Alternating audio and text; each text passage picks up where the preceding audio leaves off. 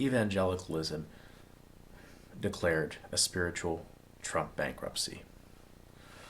I imagine I will get a lot of hate for saying this, a lot of strong reactions, um, but it's just the reality of the situation. Um, what happens when you keep taking debts on something and you can't pay it back, and you no longer qualify for the means to get some type of reprieve? And what I mean by that is, what has happened really is you have to ask yourself what level you've been taken to, how you got to think the things that you thought, um, politically, philosophically, spiritually, um, scientifically, culturally, and where they came from, and at what point would you depart from them? In other words, what action or evidence would have to happen in order for you to actually do that? And if the answer is absolutely nothing, could move you one way or the other, then I hate to say it, but you've been conditioned and brainwashed, because that's exactly what all conditioning and brainwashing does. It develops.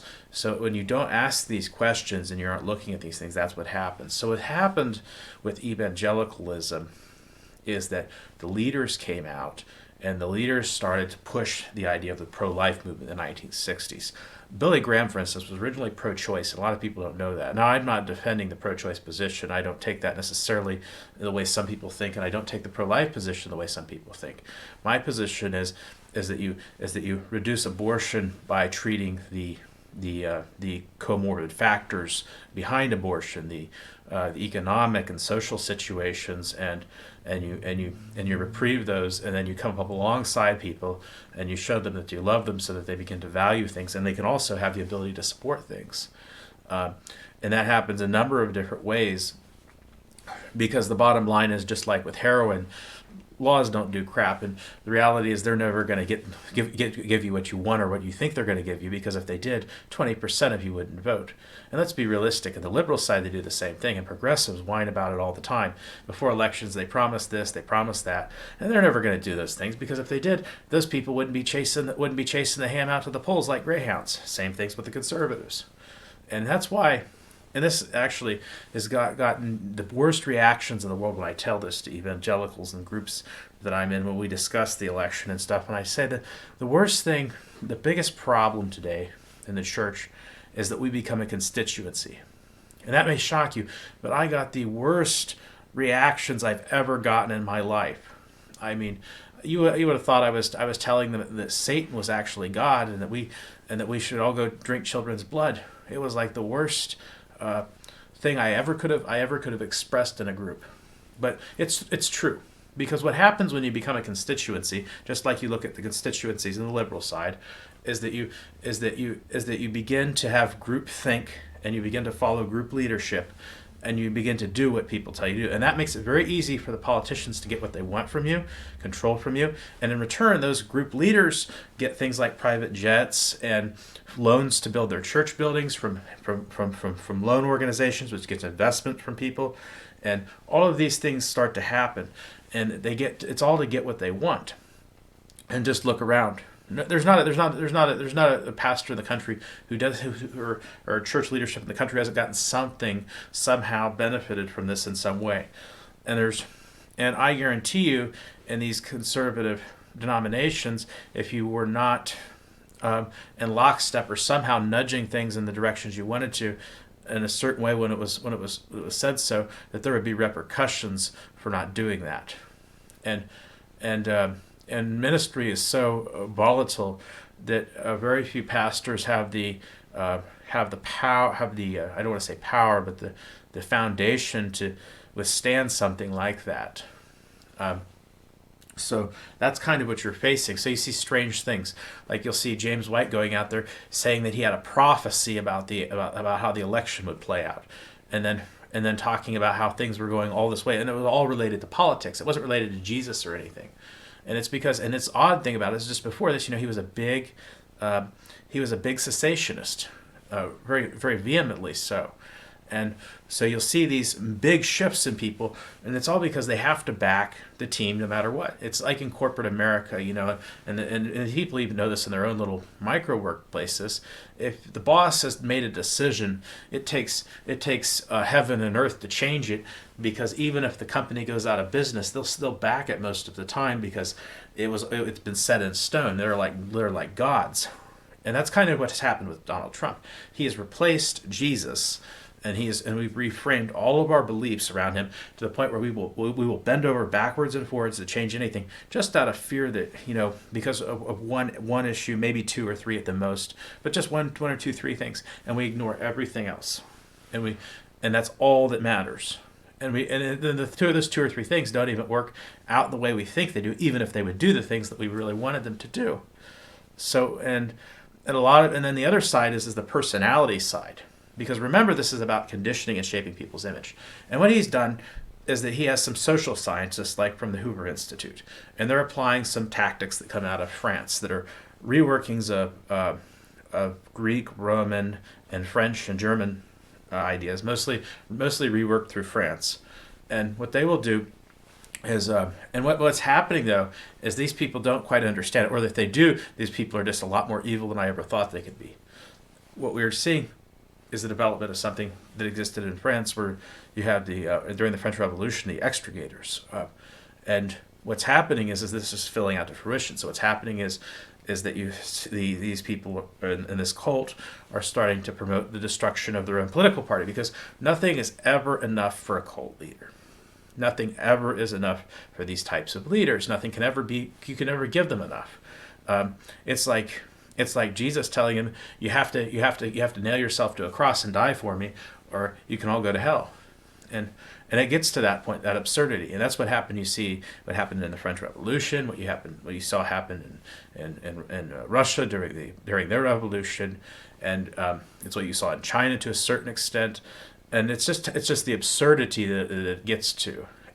But who they will go after next after they do that is they start going after the cultural institutions. They'll go after the pastors, because the pastors will have not been able to deliver what is considered adequate, or the total most adequate level of devotion. And they will be the next people that they will go after, because this is a very diabolical mindset, and this whole conditioning and programming has very much a search and destroy mode, because once they can't hone on a certain target, then they move to the next target and the next target, because they have to constantly be looking for because it's sort of the QAnon syndrome. If that person turned out they can't pin this, or if this prediction doesn't work out, they have to make up another one or reframe the argument, and then something else falls into the fold. And it'll never be changing, and it'll never be one consistent message. And people will always be trying to reason themselves how it has been or it was been. They will never ask the right questions, and they will never get out of it, and because they're drinking the Kool-Aid. And you've got to think through this, because I'm not a liberal or conservative or a moderate. I have a very different philosophy. I was a conservative for a very long time. I voted for Trump in 2016, not 2020. I voted for Romney, McCain, Bush. I've helped over 60 conservative campaigns. So I'm not a conservative anymore, and I'm not a liberal either, or a moderate. I look at everything based on the condition and the approach that you're going to take to it, so that you apply the best tool, whatever that may be at that given time, to get the best maximum result. I don't really care about ideology. I think ideology is total cancer. I consider myself a free-thinking Christian. And a lot of people have these issues in other areas, like in our theology, because we've taken a very fundamentalist stance. And this has occurred for a while. This whole division and this tribalism started ever since the church started splitting into sects. This one example is very simple. Okay, I'm talking about rakia in Genesis. Okay, and I can show you in the Talmud, Philo, Josephus, a lot of other authors, all of the cultural background. I can show you scriptures where it's clearly a solid surface above. But because people, they have all kinds of interesting arguments that are because of translation and stuff, but that nobody thought who was reading them in the original language that commented on them at the time in very early periods saw what they saw. So what's interesting is because of that. So what you see though is they will bend over backwards and forwards to find some way that their team could be right. And they will move and bend, and this can be that, and because they're not free thinkers, because everything ultimately in these forms of the weakness and all of these philosophies is somehow anachronism. So, like in this case, they're not looking at how literature was written back then, and they're not looking at what the purposes that existed were. They're not looking at the fact that Herodotus hadn't written yet, so the whole idea of historical narratives and fact-based narratives about these types of events was not really a thing.